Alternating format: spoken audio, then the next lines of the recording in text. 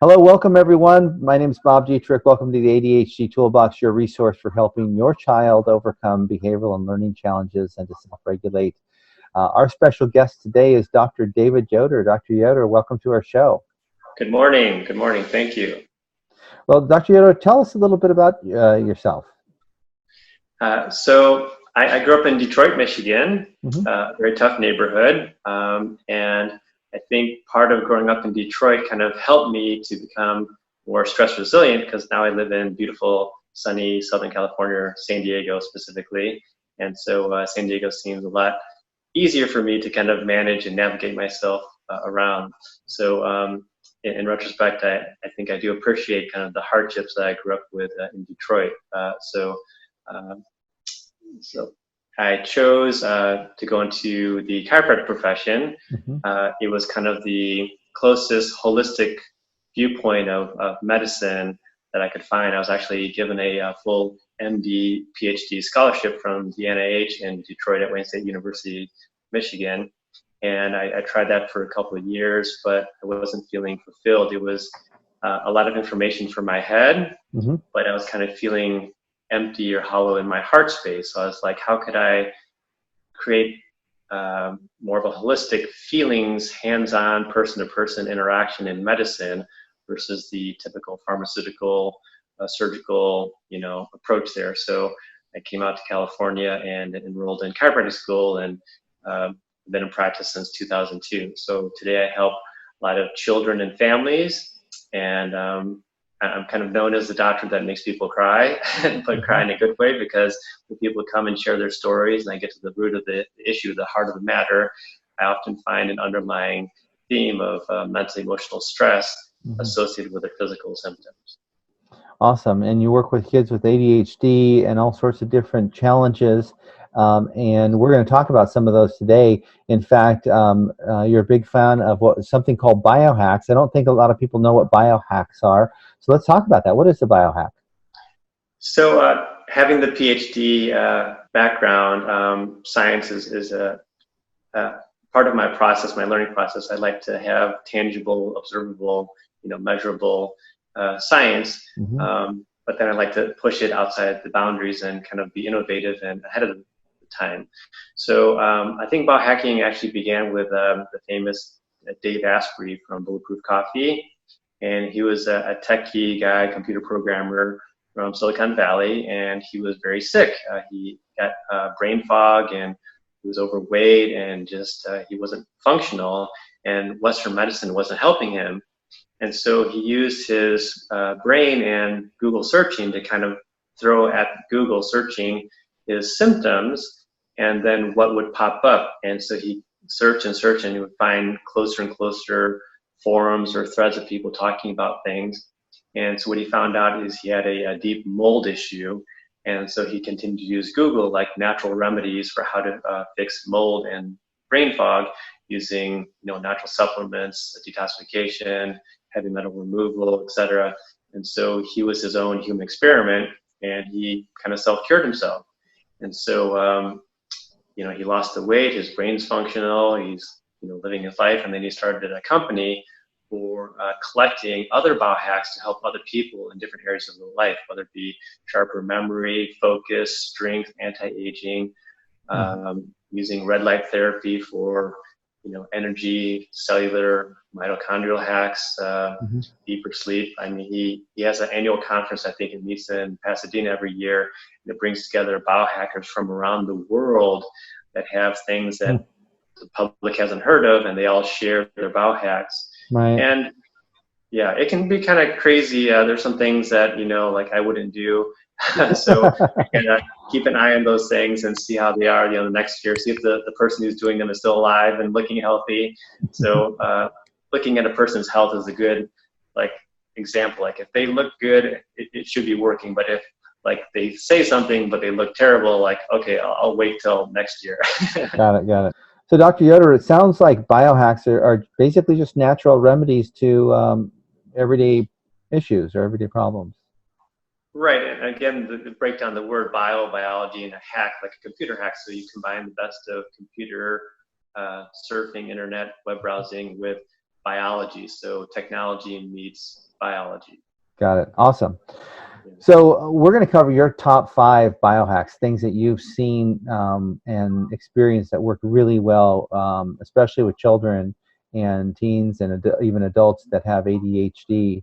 And Yes. so let's start with the first one. And you were talking about super brain yoga. We're going to cover 5 today. Super brain yoga is the one that's most popular, especially with the smaller kids. Can you tell us what it does, how it works, and then maybe give us an example? Yes. So Super Brain Yoga actually originates from India. So the Ayurvedic medical history is very deep and rich in many aids to help us holistically with mind and body and spirit. Right. So yoga comes from India, meditation techniques. So I discovered Super Brain Yoga a few years ago, and I wanted something easy to share with my patients of all ages, from the kids to the teens to my seniors, and something you didn't need any equipment, you can do anywhere, anytime. In fact, this morning, I did my Super Brain Yoga. I got up at 6:30 in the morning, Right. and I went to the top of Double Peak Park here in my neighborhood, and I faced east. So ideally, you want to face eastward, as east is the beginning of the day, and new ideas are flowing. So you hold a thought in your head, like I am healing, I am strong, I'm smart, I'm going to pass this test, my mind is calm.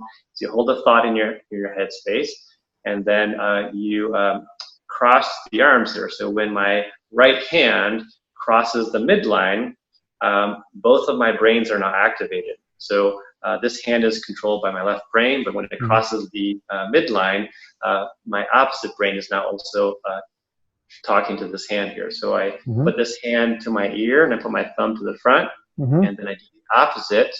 Thumb is in front, and then I place my tongue on my roof of my mouth as I'm holding that thought, and I'm facing eastward, and I'm going to take a deep breath in, and I'll squat all the way down, and you can't see me, but I'm squatting down as low as I can go, comfortably go, holding that thought for about 10 seconds. And then I blow out, and I stand upwards, and then I repeat that about a dozen times there. So, when you squat, you squat all the way down, hold it 10 seconds, you blow it out, stand up, and then you do it again, 10 seconds, and then you do it. How many times do you do that? At least a dozen times there. At least a dozen. Okay. And you'll notice immediate energy, and you'll feel yourself getting hot as you're waking up all the meridians. When you squat all the way down, you're activating your lower root chakra. So root chakra is about fears, anxieties, or money and finances, or feeling grounded there. So when you stand up and you squat all the way down, it activates all the chakras in your system there. So it's chakra activating, meridian flowing, mind, body, right, left, and positive power thinking. So it's just a super brain full body workout. And the studies show that children who do this at the beginning of the day, they're calmer, more focused, more attentive with their teachers in school. They do better on their testing. Their memory's clear and sharper. And the same with seniors, who also tend to suffer from a lot of things that children do, memory and attention. And actually, children don't suffer with balance issues, but the seniors, they benefit because when you squat all the way down, you strengthen your coordination and balance. So this is for all ages. Fantastic. Okay, so when you say both sides of your brain or both your brains, so we describe the right brain as the artistic brain, tied to movement, expression, the arts, creativity, and the left brain is the analytical brain, math and science, very A to B, whereas the right brain thinks outside the box. And actually, functional MRI studies show that healing is actually a right brain state. So when somebody gets a diagnosis like ADD, ADHD, that's just information that goes to the left brain. But to actually transform that diagnosis, it's a right brain function. So, so you think the thought, the positive thought, and then you do super brain yoga as you're breathing and channeling the good energy, and it activates the right brain. Got it. And so some people are either right brain or left brain dominant, right? And so what you're doing is you're activating both sides so you can come from like a whole brain state, right? Exactly, yeah. So we want a balanced brain there. So we want to use both sides, yeah. And then the ears are isn't there an acupressure point at the ear that activates when you do that? Yeah, so this helps kind of with stress management. Uh-huh. Also helps to calm blood pressure and headaches. Hmm. So there's a lot of points that we stimulate on our ears at this point here. So it's we're touching acupuncture meridian centers as well Got too. it. Yeah. Got it. So and then you squat, and that activates the root chakra, and you're activating all sorts of different things that are going on. So that's awesome. I've seen this done faster. Like, you do the pose and then you squat, but it's like squat up, squat up. Is that helping as well, or do you definitely have to hold the pose at the lower part of the squat? So there's different variations, but I like to go to the roots of the history. So because you're holding a thought, you want to kind of focus on that thought to build it up, to increase awareness and to calm yourself. So you do want to pause for a few seconds as you hold that thought, and then you breathe out, and then you stand up there. Okay, so that's ideal. Okay, perfect. All right, so that's Super Brain Yoga. Let's talk about another biohack we talked about earlier, which is Heart Math. I guess Heart Math is actually a company that exists. That's actually the brand name. But tell us about what it is, what they do. So my mom's a clinical psychologist, and she told me at the beginning of my practice, if I wanted to help more people with stress, I need to learn about heart math. So I found out that heart math is right here in Northern California, and I contacted them, and I bought one of their devices. So it's a simple biofeedback device where you clip on the ears, or you can put on the finger, and it literally measures the heart's EKG, but what's known as the heart rate variability. So as I'm sitting here, if I measured my heart rate, it would be like 60 beats per minute, okay? With heart rate variability, we're getting real-time activity. So for the most part, it's kind of 60 beats per minute. But for a split second, it'll kind of beat a little bit faster, and then it'll compensate and beat a little bit slower. So if a doctor or nurse takes your pulse and they say you have 60 beats per minute, that's really an average of the highs and lows, kind of like a sine wave. So it has the peak and the low there. The average is 60 beats per minute. So this device shows you your heart rate variability. So when you plug in the device to your body, your finger, and you do an exercise, so the stress exercise we do is we say, okay, I want you to count backwards from 100 to 0, but you're going to subtract by 13s and go fast. So just thinking about that math exercise for most people will get them stressed there. So as we're plugged in, they're starting out 60 beats per minute, I'm starting to explain the math exercise, and I say go, and I say faster, just immediately jump up. Just thinking about a math exercise and being put a challenge there, because nobody likes to be embarrassed, and nobody likes to look, dumb. And so most people will stress out there. But then when I stop the exercise, I say, okay, you can stop now, it will calm down there. So it's a short-term acute stress there. It's shown in real time. So some people, they have different thoughts that come and go, and their heart rate can change. But the people we worry about is the people who can't calm back down. So they're always getting excited, and they're in a chronic stress mode. And so this tool will objectify, you think you're fine, but your heart's saying something else there, okay? So the exercise is then to look at the heart rate variability and do an exercise like it changes the heart rate signature into a hot air balloon. So if you're in coherence where you're calming the mind with the heart down, you have a good coherence, and so the balloon will kind of lift off and it'll get higher and higher. So you're using, I see the balloon getting higher, so I'm getting better into my heart rate zone. So it's a great exercise for tools or people that are very visual. Other people, they can just kind of close their eyes and do slow, deep breathing. And the slower you breathe, you stimulate your vagus nerve, which talks to blood pressure and heart rate and calms it down there. And so slow, deep breathing can bring the heart rate into a slow, easy pattern there. And the research shows that when the heart rate is in that zone of coherence, heart rate attacks go down. Students do better on testing, memory's enhanced, you recover quicker, you sleep deeper, you're just in a more peaceful state there. So they are a biohack because they have used science to objectify what the heart is actually doing there. Like Fantastic. many people. yeah, many people don't know that they're having a heart attack till it's already happening. And most heart attacks happen on a Monday morning, not a Friday evening. So it Mhm. just shows that going to school, going to work, thinking about the meeting, your boss, is enough of a stressor mentally, but then it talks to the heart, and that heart rate just goes too hard, too strong, and it blows there.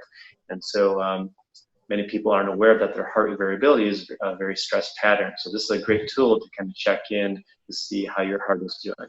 So that's fascinating about heart math. How do you get children to do it, especially children with ADHD? Is there a special technique, or how does that work? So today's kids are already kind of engineered towards video games and Mhm. smartphone devices. So HeartMath is aware of that. So they have like a video game version where the picture of the forest is black and white, Right. and the colors start to come in of the trees, the birds, the forest, the leaves as you're getting to the heart rate zone. So the child can see, oh, I'm making progress because it's lighting up with color, Oh, or the hot air balloon is grounded, and as you are doing better and your score is higher, the balloon lifts higher and higher, so they get instant feedback like they're playing a game. got it, got it. So yeah, so it's like a video game, so they get to keep up. Awesome. Okay.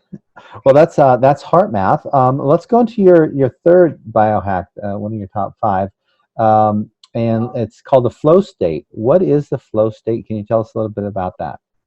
So I've been following Stephen Kotler, TEDx speaker, and he's discovered this activity of the brain, and specifically it's above the eyebrows, a little bit to the outside, right about Hmm. here and here, just to the corners of the upper eyes here. Hmm. And they found this through functional MRIs, that when somebody's in this flow state, their creativity is just very, very high. So, for example, if Michael Jordan were playing a game and he's in the flow state, everything is functioning in this flow, this peak performance. So you just keep giving him the ball and he'll keep making the points there. Okay, Olympic athletes, their game is on, they're winning the gold medals, they're just flowing here. Hmm. Or a writer who's got writer's block, they increase this area of the brain, and then the ideas start flowing there. Hmm. So first is the awareness that it exists here, and what you can actually do is do a special meditation, or you can actually use another biohack tool. You can plug in microcurrent to this area of the cortex here. Hmm. Microcurrent induces electrical charge and gets the circulation going, and it stimulates that area. So whether you use a device or you use mindfulness, this flow state is considered peak performance for people, whether you're a student, an athlete, or a writer. Is there anything, you say there's a meditation that you can do? So either stimulation using a device, which stimulates this part of your brain, or you can use a meditation. What meditation would you use? What would that look like?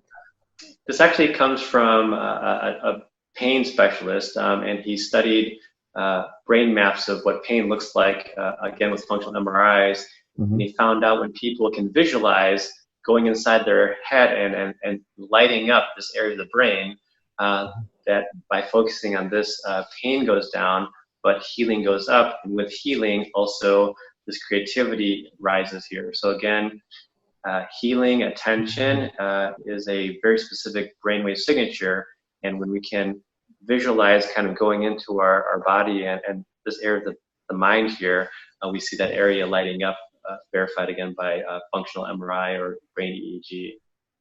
Got it, got it. So you just visualize this area lighting up, right? You just send light to it, or you're just visualizing it Yeah, full you of. just kind of go inwards here. And interesting enough, people who have a lot of headaches, they tend to talk about headaches, right here and here. Right, And right. so my theory on that is their mind has been wandering, multitasking too much, and they're decreasing the blood flow. And so their head is hurting because there's no nutrition, oxygen, circulation there.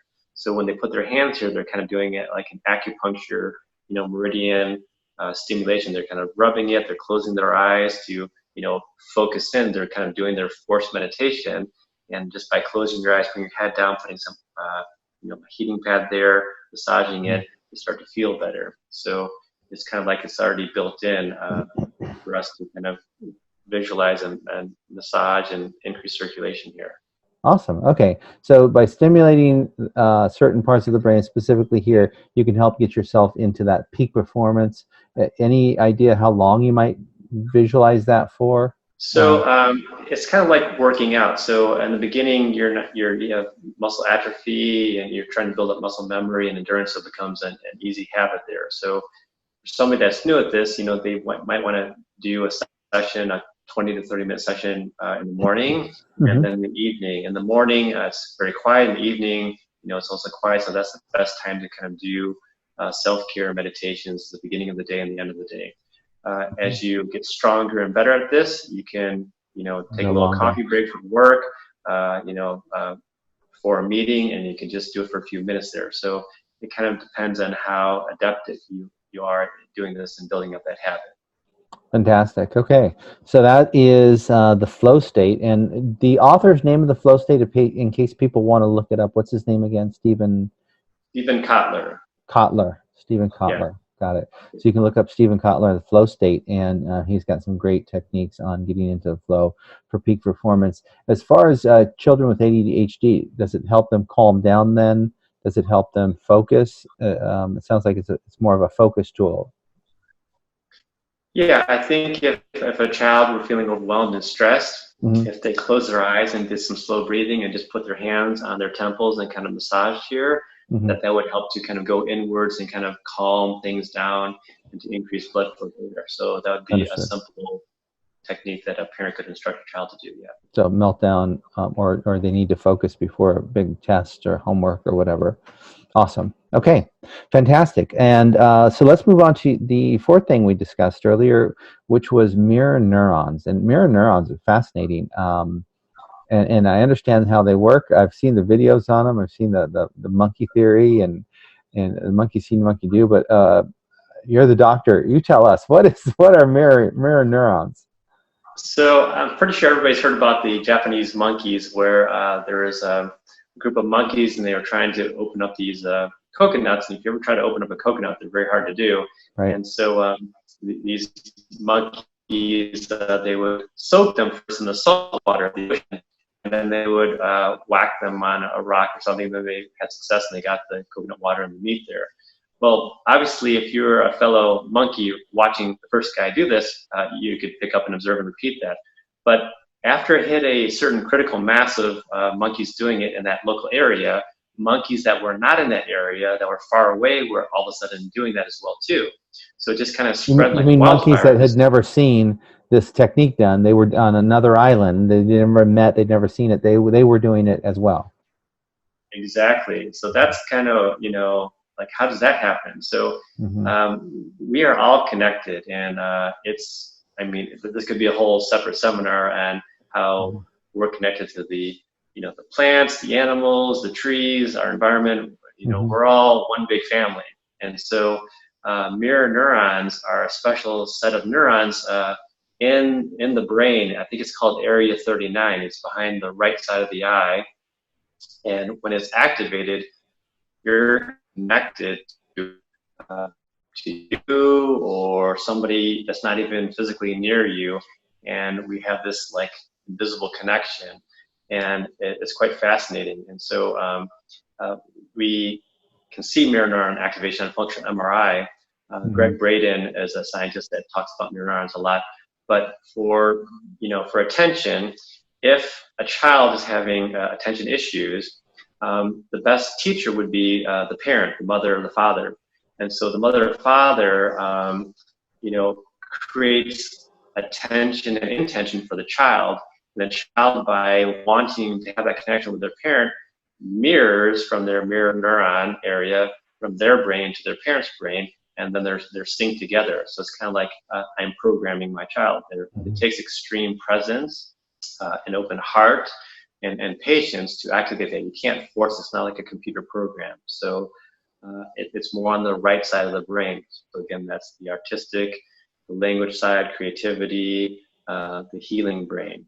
So it's not like a left brain thing. Understood. And the experts I've talked to in this program so far regarding ADHD, a lot of them have talked about how it's so important to show a child or a teen with ADHD how to do something. When they see it, they get it.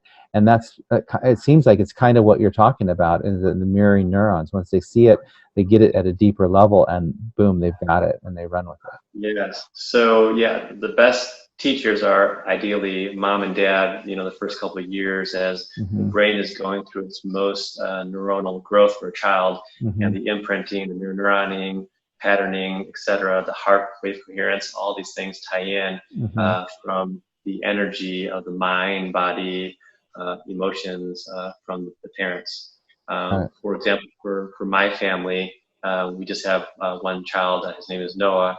And starting from inside the womb, we created an affirmation for him. We would talk to him and say this affirmation over and over again. And he's 12 years old today, and we still say this affirmation. But it's been mirror neuroned into his brain and his body that it's a part of him. And I think this is one of the reasons why we have a very deep connection, and why he is a very calm, composed person and wired for balance. That's fantastic. So you got to be super careful what you do in front of your kids. If you don't want them to cuss, you better not be cussing in front of them, right?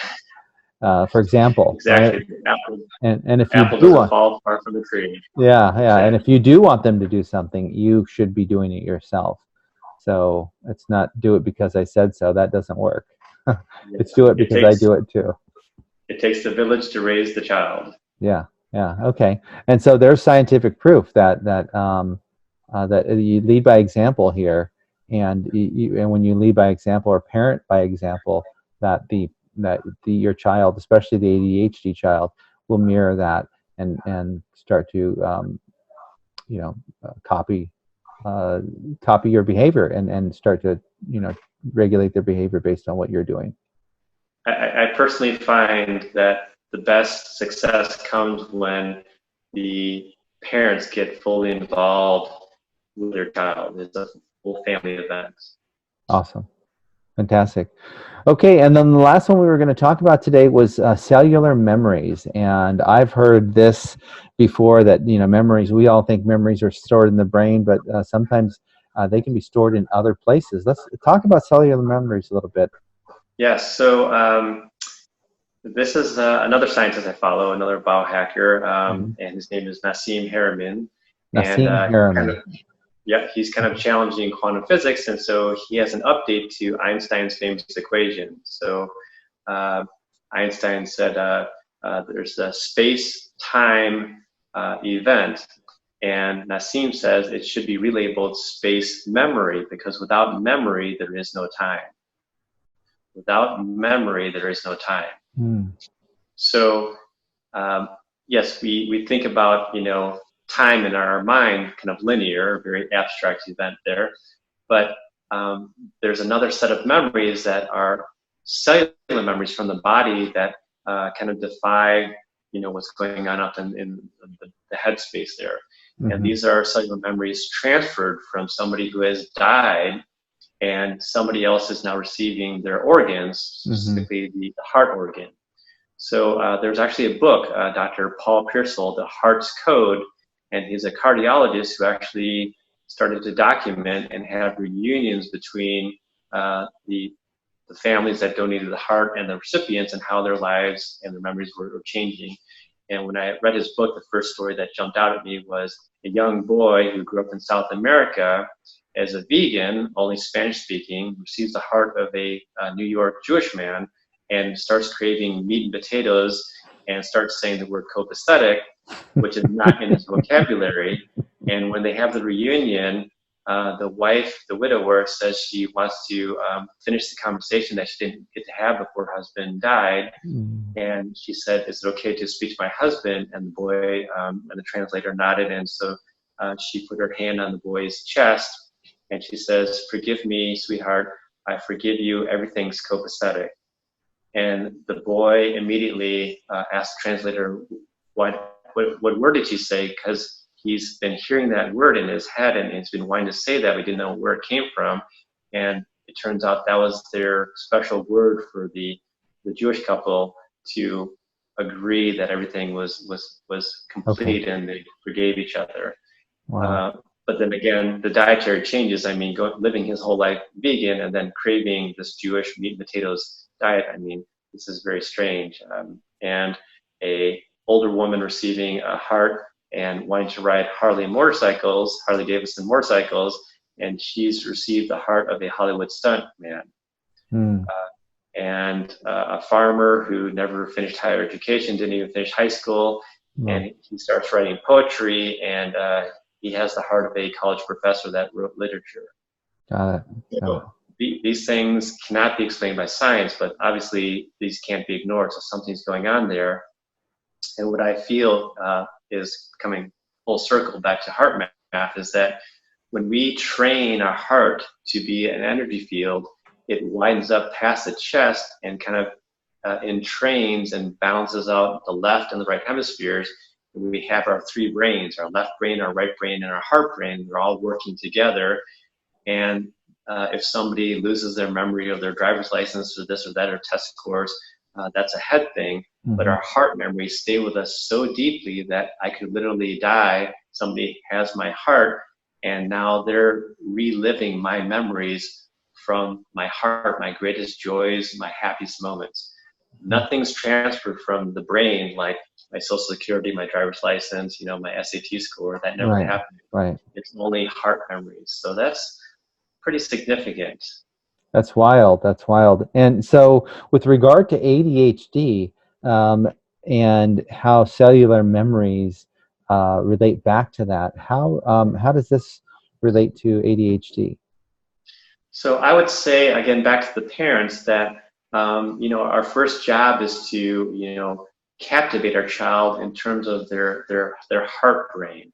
When a child knows that the parent has their heart, then they immediately calm down that seeking. So as children, we're always seeking. What's the answer? What's going on? Is it safe? And so the mind is very busy in a seeking state. And so when we come from the heart space, and the parent can train that with mirror neuroning and presentness,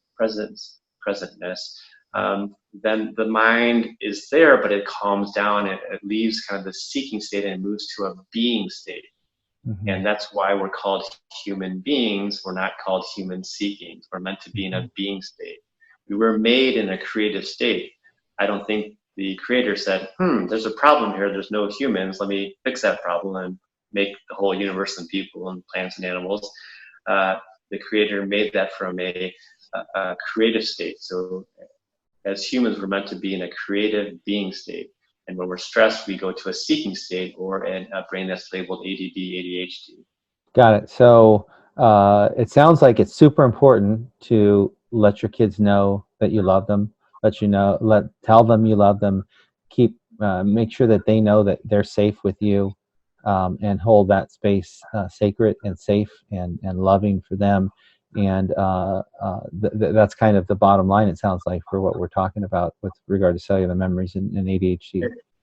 It seems poetic and very simple, but as you can see from these biohacks and these different places using technology and functional MRIs, that the heart needs to be considered as more than just an organ that pumps blood around, that it actually has a thinking state that can entrain and help us with stress and focus and memory and attention. Right. And my favorite quote, Maya Angelou, people might forget what you said, even what you did, but they'll always remember how you made them feel. Love that. Okay. All right. So so important to remember in the times that we have a child that's having a meltdown or out of control and temporarily, right? It's not going on all the time. It's just sometimes. And that we have to maintain our cool and let them know they're safe and they're loved, and protect that heart space for them. That will help go a long way in developing who they are and keeping them calm and focused and developing into the magnificent person that they are. Exactly. We all desire to have joy and happiness and to feel loved and be appreciated, and everything else is just details. Awesome. Well, what a great place to end this interview. Dr. Yoder, thank you so much for being on. I love the 5 biohacks. Again, we talked about super brain yoga, Heart Math, which is a brand. You can look up Heart Math. The Flow State, you can also look up the Flow State. Mirroring neurons, tons of videos around mirroring neurons and the science behind that, and then cellular memories. And Dr. Yoder, I understand you have a free gift for our audience today. What is that? So yes, we'll be sharing at the end of the webinar my website, and there'll be a special link for those that participated and watched this webinar. And by just sharing your email, we'll send you a free gift for these favorite biohacks, and we'll dive in much deeper into the super brain yoga. So something Awesome.